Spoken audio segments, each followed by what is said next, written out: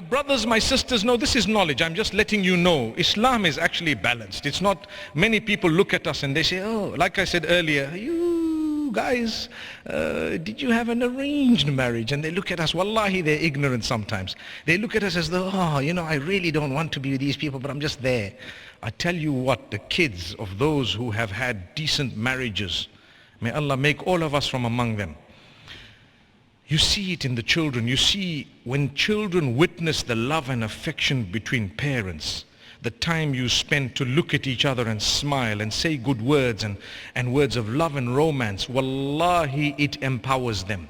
Wallahi, it empowers them. The problem is they're on their phones and you're on your phones and everyone's on their phones, and even when you phone the emergencies, they're on their phones, and what else? Subhanallah, everyone's on their phones. So let's be careful. Let's face reality. Don't allow yourself to be conned by something that you see online and you've donated your emotions and everything. I'm saying people get...